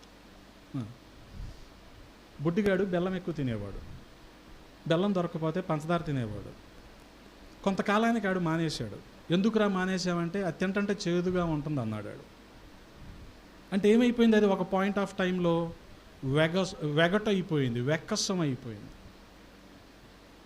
గమనించండి, మనిషి ప్రయాసపడతాడు, కష్టపడతాడు, అన్ని సదుపాయాలు ఏర్పాటు చేసుకుంటాడు, కాదనం. కానీ ఒకానొక రోజున ఏమంటాడు? వీటి యందు నాకు సంతోషము లేదని చెప్పు సంవత్సరాలు రాకముందే, తేజస్సుకును సూర్యచంద్ర నక్షత్రములకును చీకటి కమ్మకముందే, వాన వెలిసిన తరువాత మేఘములు మరలా రాకముందే, నీ బాల్య దినములందే నీ సృష్టికర్తను స్మరణకు తెచ్చుకోవాలి. ప్రాధాన్యత ఇదే. అందుకని ఆ తర్వాత 12 వచనాల్లోకి వెళ్తే ఇదే అధ్యాయంలో మానవ కోటికి ఇదే విధి అంటాడు. అంటే దిస్ ఈజ్ ఏ మ్యాండేట్, ఇది ఖచ్చితంగా పాటించి తీరాల్సిందే. అందుకనే నీ బాల్య దినములందే అంటే అమ్మా ఇంకా చిన్న వయసులో ఉన్నప్పుడే. కానీ చాలామంది ఏమనుకుంటారో తెలుసా? అప్పుడే రక్షణ ఎందుకు, అప్పుడే బాప్తిసం ఎందుకు, అప్పుడే ప్రార్థన ఎందుకు అనుకుంటారు చాలామంది. కాదు, నీ బాల్య దినములందే నీ సృష్టికర్తను స్మరణకు తెచ్చుకోవాలి. అందుకనే ఇదే అధ్యాయములో ఒక యాలగరీ అంటే ఒక ఉపమానము, ఒక పోలికతో సొలొమోను మనకు కొన్ని విషయాలు బోధిస్తూ ఉన్నాడు. 3వ వచనంలో గమనించండి, ఆ దినమున, ఏ దినమున? ఆ దుర్దినాలు రాకముందే, మనకి ఇవన్నీ కూడా వెక్కసమైపోయినాయి అని చెప్పకముందే గమనించండి, ఆ దినము ఇంటి కావలి వారు ఎలాగుంటారంట? వణుకుదురు. ఎవరు ఈ ఇంటి కావలి వారు? గమనించండి, ఏదైనా ఇసిరా నీ మీదకి, నువ్వు మొదట ఏమడ్డు పెడతావు? వెరీ గుడ్, చెయ్యి అడ్డు పెడతావు. దుమ్ము వస్తుంది, ఏం అడ్డు పెడతావు? దేహాన్ని ఒక ఇల్లుగా పోల్చి సొలొమోను ఏమంటున్నాడు? ఈ చేతులు వనకక ముందే, గమనించండి, ఆ దినమందు ఇంటి కావలి వారు ఏమైపోతారు? ఈ చేతులు ఏమైపోతాయి? వణికిపోతాయి. బలిష్ఠులు వంగిపోతారు. గమనించండి, మన శరీరం అంతటిలో బలమైన ఎముకలు ఎక్కడ ఉంటాయి అంటే తొడలో ఉంటాయి, కాళ్ళల్లో ఉంటాయి. ఇవి వంగిపోక ముందే, చేతులు వనకక ముందే, కాళ్ళు వంగిపోక ముందే, ఆ తర్వాత విసురువారు కొద్దిమంది యగుచట చేత పని సాలించుకొందురు. విసురువారు ఉంటారా? తిరగట్రాయి ఉంటుందా? పైది కదులుద్ది, కిందది కదలదు. మన శరీరంలో కూడా ఇలా విసిరేవారు ఉంటారు. పైది కదలదు, కిందది కదులుద్ది. విసురువారు కొద్దిమంది అయిపోతారు. 50-60 ఏళ్ళు వచ్చాక ఊడిపోతాయి, కొద్దిమంది అయిపోతారు. కాబట్టి పని తగ్గించేసుకుంటారు. ఇంకేం తింటాంలే, మిక్సీ పట్టించేయండి, స్ట్రా వేసుకొని తాగేస్తాం. అవునా కాదు? తినలేము కానీ అన్నం నువ్వు పొల్లలు వండుతున్నావు, మెత్తగా వండితే దాన్ని తోప అంటారు, అన్నం అంటారు కదా. ఈ విసురు వారు పనివారు ఏమైపోయారు? తగ్గిపోయారు. కాబట్టి పని సాలించుకుంటారు. అలాగే కిటికీలో గుండా చూచువారు కానలేకపోదురు. గమనించండి, ఈ నన్ను ఐరిగ్గు తీస్తే నా మాట వెళ్తుంది.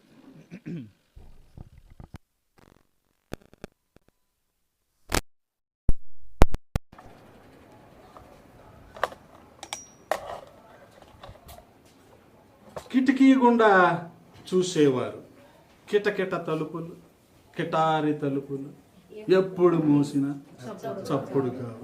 నేను అంగన్వాడీ టీచర్ అయిపోవచ్చు. ఈ కిటికీ గుండా చూసేవారు ఏమైపోతారు? గమనించండి, కిటికీలో గుండా చూచువారు కానలేకుందురు. దృష్టి మందగిస్తుంది.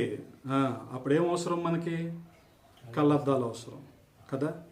చాలామంది కళ్ళద్దాలు పెట్టుకున్న వాళ్ళని చూసి వీళ్ళు మేధావి అనుకొని ఆ కళ్ళద్దాలు పెట్టుకున్న వాళ్ళ చుట్టూరే తాళాలు గుర్తుపట్టుకొని తిరుగుతూ ఉంటారు. ఇది మా అమ్మాయిని ఇచ్చేద్దాం, ఇది మా అమ్మాయిని ఇచ్చేద్దాం. అది ఏముండదు, ఆ టీవీ ఎక్కువ చూశాడు, లేకపోతే ప్రైవేట్ స్కూల్లో చదివితే అలా లైటింగ్ లేని చోట కూర్చోబెట్టారు, అది కళ్ళు కొద్దిగా డిమ్ అయినాయి, స్ట్రెయిన్ అయిపోయినాయి ఎక్కువసేపు చదవటం వల్ల. తప్ప దీనికి కళ్ళద్దాలకిను సంబంధం లేదు. ఇదంతా మన భ్రమే. అందుకని గమనించండి, చేతులు వనకక ముందే మందిరానికి రావాలి మనం. కాళ్ళు వంగిపోకముందే మందిరానికి రావాలి. పళ్ళు ఊడిపోకముందే మందిరానికి రావాలి. సృష్టికర్తను స్మరణకు తెచ్చుకోవాలి. దృష్టి మందగించకముందే పరిశుద్ధ గ్రంథాన్ని చదవాలి. గమనించండి, ఇది మన ప్రాధాన్యత. ఈ ప్రాధాన్యత ఉన్నప్పుడే సిద్ధపడతాం, పరలోక రాజ్యానికి మనం వెళ్తాం. 4వ వచనంలో ఏమంటున్నాడు? తిరుగటి రాళ్ల ధ్వని తగ్గిపోవును. ఇప్పుడు కోపం వచ్చింది అనుకో, ఆ తర్వాత ఏం ఉండవుగా అంటామా? అనలేం. తర్వాత అంటే ఏం చేస్తారు? ఇదిగో ట్యాబ్లెట్ వేసుకో కూర్చో, అంతమించి ఏమన్నారు. అలాంటి జూనియర్ డాక్టర్ ఒకటి వస్తాడు, ఆ టీషర్ట్ వేసుకున్నాడు వెనకాల, అలాంటి వాడు ఒకటి వచ్చి ట్యాబ్లెట్ వేసుకో అంటాడు. ఈ ట్యాబ్లెట్ వేసుకొని నిద్రపోవాలి. తిరగటి రాళ్ళ ధ్వని తగ్గిపోవును. వీధి తలుపులు మూయబడును. లోపల కర్ణబేరి పలచబడిపోయి కర్ణబేరి వినికిడి కూడా తగ్గిపోద్ది, వినపడదు. ఏంటి? ఎవరో అనాలి. ఈ పరిస్థితి రాకముందే ప్రభువుని నమ్ముకో నువ్వు. అదే చెప్పాడు 2వ వచనంలో, నీ బాల్య దినాల్లోనే నీ సృష్టికర్తను నువ్వు స్మరణకు తెచ్చుకో. ఈ రోజుల్లో అందరికీ ఉండే అపోహ ఏంటంటే, దేవుడు, భక్తి, మందిరము, ప్రార్థన, బైబిల్ పఠనం ఇవన్నీ వయసు మళ్ళిన తర్వాత యవనస్తులుగా ఉన్నప్పుడు కాదు అనుకుంటున్నారు. వీటిల్లో పడి మా వాళ్ళు ఎక్కడ చదువు నిర్లక్ష్యం చేస్తారో అని తల్లిదండ్రులు కూడా అనుకుంటున్నారు. కాదు, గమనించండి, దేవుడే మన మొదటి ప్రాధాన్యత అయి ఉండాలి. పిట్ట కోతకు, గమనించండి, పిట్ట యొక్క కోతకు ఒకడు లేచును. పిట్ట యొక్క కోతకు ఒకడు లేచును అంటే చిన్న శబ్దానికి, చిన్న అలికిడి కూడా మేల్కొంటారు. ఇంకా వాళ్ళకి తర్వాత ఇటువంటి పరిస్థితి రాకముందే సంగీతమును చేయు స్త్రీలు, నాదము చేయు వారందరూ నిశ్శబ్దముగా ఉంచబడుదురు. సంగీతము చేయు స్త్రీలు, వీటిని మ్యూజిక్ సిస్టర్స్ అంటారు. విండ్ పైప్ ఒకటి ఉంటుంది ఇక్కడ, స్వరపేటిక అంటాం కదా. ఈ స్వరపేటికను బట్టి మనం మాట్లాడతాం, దాన్ని బట్టే స్వరం ఏ రీతిగా వస్తుంది ఇవన్నీ ఉంటాయి. ఇది లాంగ్వేజ్ ప్యాథాలజీ, దాని గురించి నేను చెప్పను. కానీ వాస్తవంగా ఇప్పుడు ఈ 12వ అధ్యాయం అంతా ఫిజియాలజీ, శరీర ధర్మశాస్త్రం మాట్లాడతాడు. ఎవరో సొలొమోను, శరీర ధర్మశాస్త్రం, ఫిజియాలజీ. చాలామంది స్టూడెంట్స్ ఫిజియాలజీ టెక్స్ట్ బుక్ ఒకటి ఉంటుంది, బీడి చౌరాసియా, ఇంతలా ఉంటుంది బుక్. బ్యాగ్ తగిలించుకుంటారు కానీ ఆ బుక్ మాత్రమే చేత్తో పట్టుకుంటారు, ఎందుకంటే వీడు మెడికల్ స్టూడెంట్ అని తెలియదు. చూసాం లేరా చాలా అనుకుంటాం మేము. మరి బ్యాగ్లో పెట్టుకోవచ్చుగా. మళ్ళీ ఇంకోటి వీళ్ళల్లో ఉండే ఇంకొక దుర్లక్షణం ఏంటో తెలుసా? పశువుల డాక్టర్ కోట్ ఒకటి ఉంటుందా వైట్ది, అది వేసుకొనే బస్సులు ఎక్కుతారు.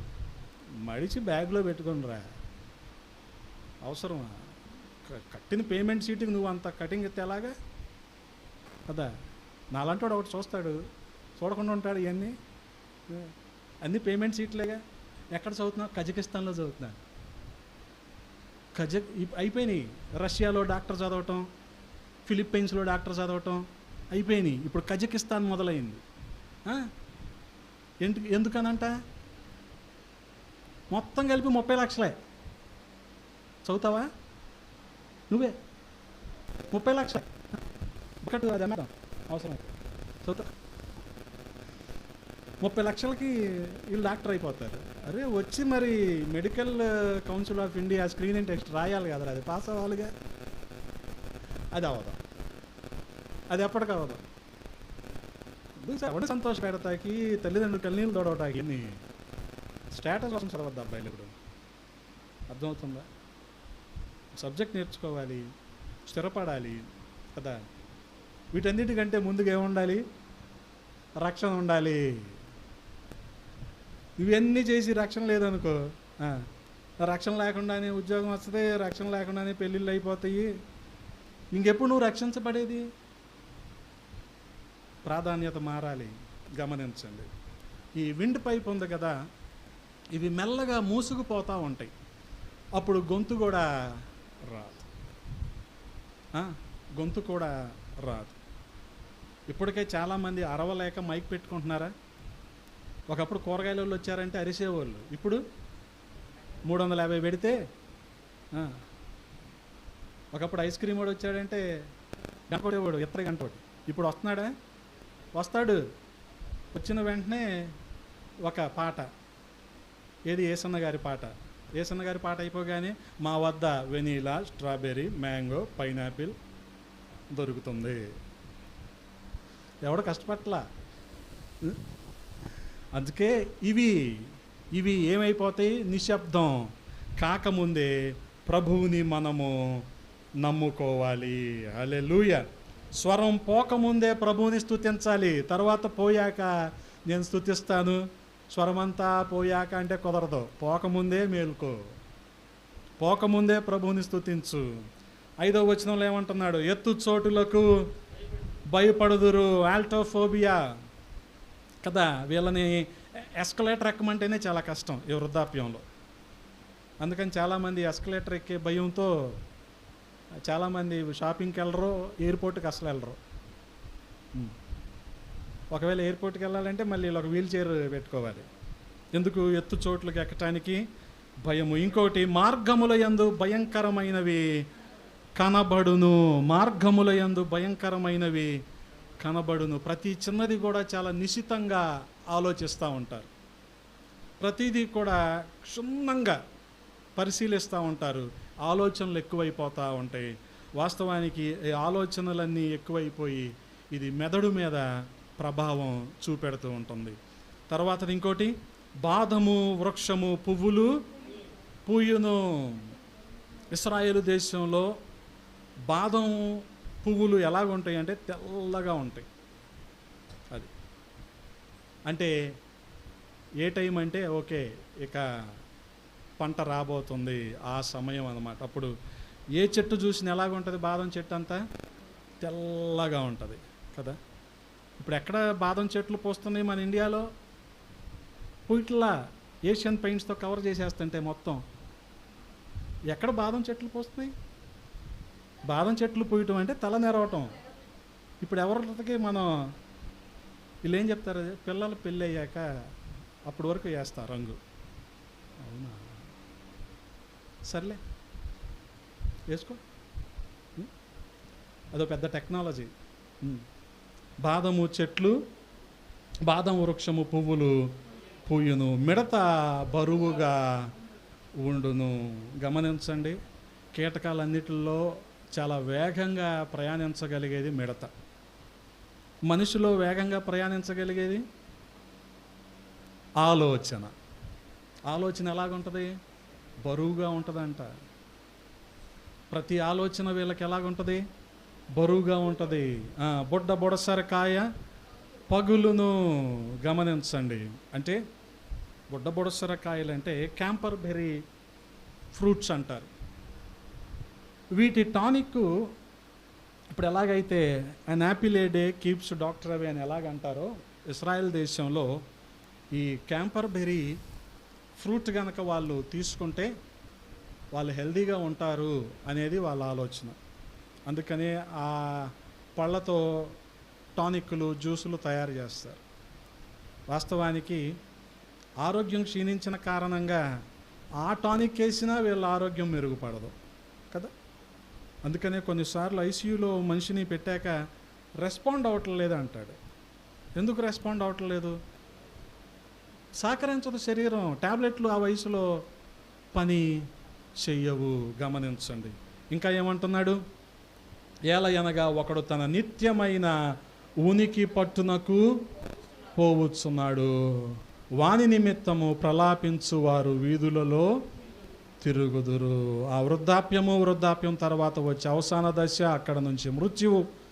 ఎక్కడికి వెళ్ళిపోతున్నాడు? తన నిత్యమైన ఉనికి పట్టు, అదే మన శాశ్వతమైన దేశము. కాబట్టి అతని కోసం ప్రలాపించేవారు ఎక్కడుంటారు? వీధులలో తిరుగుతుంటారు. ఆ తర్వాత 6వ వచనంలో ఏమంటున్నాడు? వెండి తాడు విడిపోవును అంటున్నాడు కదా. మన శరీరంలో ఈ నేను డాక్టర్నే కాబట్టి నాకు తెలుసు. బొబ్బ డాక్టర్ కాదు, మంచి డాక్టర్. మనకి ఈ బ్రెయిన్ ముగించబడ్డాక ఈ హైపోథాలమస్ దగ్గర నుంచి ఈ నడుము వరకు 33 పూసలు ఉంటాయి. దీన్ని మనం ఏమంటాం? అది అందుకే దాన్ని వెన్నుపూస అన్నాం, వెన్నుపాము అంటాం. ఇదే వెండితాడు. ఈ వెండితాడు ఏమైపోద్దంట? విడిపోద్ది. అందుకనే ఈ వృద్ధాప్యంలో ఏమొస్తాయి? టైల్ బోన్ దగ్గర L1, L2, L3, L4, L5 లొంబార్ disc problems వస్తాయి. ఎందుకు? ఆ వెండి తాడు ఏమైపోతుంది? ఆ పరిస్థితి రాకముందే ప్రభువుని నమ్ముకోవాలి. ఆ తర్వాత గమనించండి, బంగారు గిన్నె పగిలిపోవును. ఆలోచనలు ఎక్కువైపోతూ ఉంటాయి. మస్తిష్కము, మెదడు, ఈ పుర్రె బంగారపు గిన్నె. బంగారపు గిన్నె ఏమైపోతుంది? ఆలోచనలతో పగిలిపోతుంది. బ్రెయిన్ హెమరేజ్ జరగట్లేదా ఈ రోజుల్లో? జరుగుతున్నాయిగా.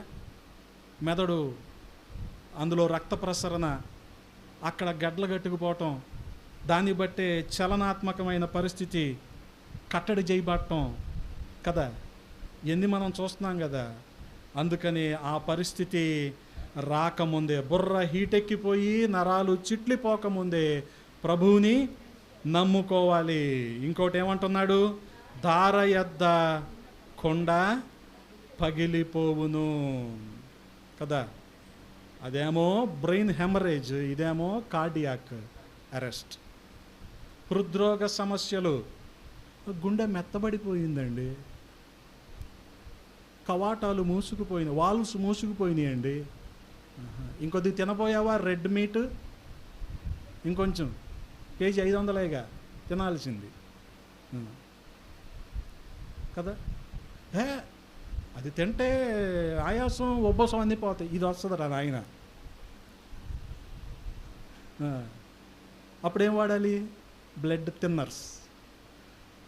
చెప్పులు లేకుండా నడవరా నాయన సిమెంట్ రోడ్డు మీద, బ్లడ్ థిన్నర్ లేదు, ఏం లేదు. అప్పుడు నీకు రక్తం పలసబడుద్ది, ఆ పని చెయ్యి. అందుకని ఆ బ్రెయిన్ హెమరేజ్, ఈ కార్డియాక్ అరెస్ట్ జరగకముందే ప్రభువుని నమ్ముకోవాలి. ఇంకోటి ఏమంటున్నాడు?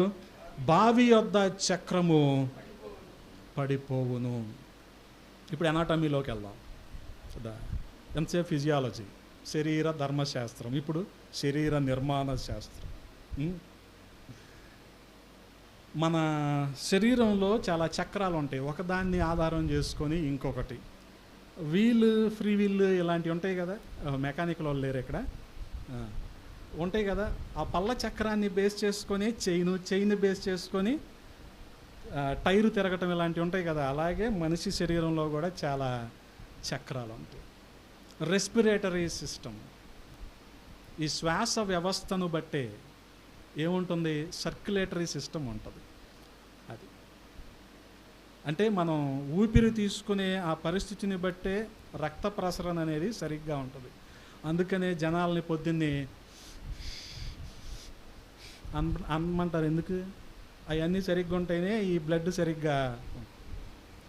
దీన్ని బేస్ చేసుకొని మనకేముంటుందంటే ఈ రెస్పిరేటరీ సిస్టాన్ని బట్టి సర్క్యులేటరీ సిస్టమ్, దాన్ని బేస్ చేసుకొని నర్వస్ సిస్టమ్, దాన్ని బేస్ చేసుకొని డైజెస్టివ్ సిస్టమ్, దాన్ని బేస్ చేసుకొని ఎక్స్క్రేటరీ సిస్టమ్ ఉంటాయి మనం. ఇవన్నీ వ్యవస్థలు అంటే ఒకదాన్ని అనుసరించి ఇంకొకటి నడుస్తూ ఉంటాయి. ఈ చక్రాలు ఏమైపోతూ ఉంటాయి గమనించండి. బావి యొద్ద చక్రము పడిపోవును. అందుకని మెల్లగా ఇప్పుడు రివర్స్లో పడిపోతూ ఉంటాయి. ముందు ఎక్స్క్రేటరీ డ్యామేజ్ అవుద్ది, తర్వాత డైజెస్టివ్ డ్యామేజ్ అవుద్ది, తర్వాత నర్వస్, తర్వాత సర్క్యులేటరీ, తర్వాత రెస్పిరేటరీ. అందుకని అప్పుడు ఊపిరాడక అంటారు. ఎంతమందిని చూసాం తిరువూరు జయకృష్ణ హాస్పిటల్లో. ఎందుకు ఇదంటే వెనక నుంచి వెళ్ళి ఇవన్నీ ఒక్కొక్కటి డ్యామేజ్ అయిపోతా. ఇవన్నీ చెప్పటానికి వినటానికి చాలా కష్టంగా ఉండొచ్చు, కానీ ఇవన్నీ జరగకముందే ప్రభువుని నమ్ముకోవాలి. భయపెట్టట్లేదు, బతిమాలి చెప్తున్నాను, ప్రభువుని నమ్ముకోవాలి. గమనించండి. అందుకని ఆ తర్వాత ఏం జరుగుతుంది? 7వ వచనంలో మన్నైనది వెనుకటి వలె మరలా భూమికి చేరును, ఆత్మదాని దయచేసిన దేవుని యొద్దకు మరలా పోవును. చెప్పాను కదా, మట్టిలో ఏ మూలకాలు ఏ పోషకాలు ఉన్నాయో మనలో ఏ ఉన్నాయి. కాబట్టి మనం మరణించా ఎక్కడికి వెళ్ళిపోతాం? అదే మట్టిలోకి వెళ్ళిపోతాం. అందుకని జ్ఞాని అయిన సొలొమోను ఏమంటున్నాడు? సమస్తము వ్యర్థమని ప్రసంగి చెప్పుచున్నాడు. సమస్తము వ్యర్థము. అందుకని అంటున్నాడు 12వ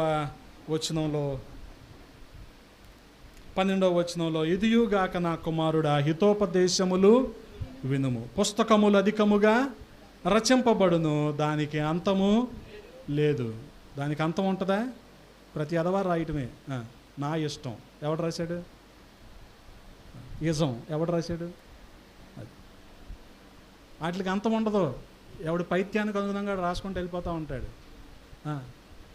జనాలు ఏంటంటే ఆ రాష్ట్రవర్ష ఎదురుగా ఎంఎస్కోలోనో విశాలాంధ్రలోనో ఎక్కడో కనపడితే చదివే పిచ్చోళ్ళందరూ చాలామంది ఉంటారు. ఏం రాశాడు? ఆడి సొంత పైత్యం రాశాడు. పుస్తకములు అధికముగా రచించబడును, దానికి అంతము లేదు, విస్తారముగా విద్యాభ్యాసము చేయుట దేహమునకు ఆయాసకరము. ఇదంతయు వినిన తరువాత తేలిన, ఏదంతా విన్నాక ఎనాటమీ ఫిజియాలజీ విన్న తరువాత తేలిన రిజల్ట్ ఏంటంట గమనించండి. దేవుని యందు భయభక్తులు కలిగి ఉండి ఆయన కట్టడలను అనుసరించి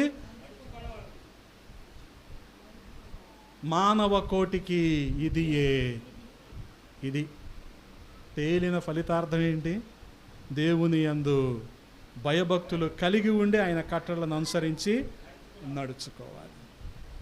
అలా నడుచుకున్నప్పుడే ఎక్కడికి వెళ్తాం? మనం సిద్ధపాటు కలిగి పరలోక రాజ్యానికి వెళ్తాం. కాబట్టి 4 లక్షణాలు ఏమైనా గుర్తున్నాయా? 4 లక్షణాలు: కునుకుట, నిద్రించుట, నిద్రలో జోగుట. అయ్యేనా 4 లక్షణాలు? అయి కాదు. ఏంటి అది? యాత్రికులము పరదేశులము అన్న సంగతి మనం ఒప్పుకోవాలి. విశ్వాసము కలిగి జీవించాలి. గురి గమ్యముతో ముందుకు వెళ్ళాలి. దేవుడే ప్రాధాన్యతగా కలిగి బాల్య దినాలలోనే దేవుణ్ణి నమ్ముకోవాలి, రక్షించబడాలి. ఆ రీతిగా మనం వాగ్దానము చేయబడిన కనాను ఎలాగైతే ఇశ్రాయేలీయులు వెళ్తున్నారో మనము కూడా పునాదులు కలిగిన పరలోక పట్టణానికి వెళ్తాం. అటువంటి కృపా దేవాది దేవుడు మనందరికీ దయచేయునుగాక. ఆమేన్. తలలు వంచండి, ప్రార్థన చేసుకుందాం. పరిశుద్ధుడా, ప్రేమ కలిగిన తండ్రి, ఈ ఉదయాన్న కొద్ది మాటలు ధ్యానించడానికి కృపనిచ్చారు. స్తోత్రాలు ప్రభా. విశ్వాసులంగా మేము కలిగి ఉండాల్సిన 4 లక్షణాలు కలిగి సిద్ధపడి మీ పరలోక రాజ్యాన్ని చేరుకునే భాగ్యాన్ని ఇవ్వమని బతిమాలుకుంటూ ఉన్నాం. విన్న మాటలు మా హృదయంలో భద్రపరచండి, నీరు కట్టి ఫలింప చేయండి. మీకే మహిమలు ఆరోపిస్తూ యేసయ్య నామంలో అడిగి వేడుకుంటున్నాము తండ్రి. ఆమేన్.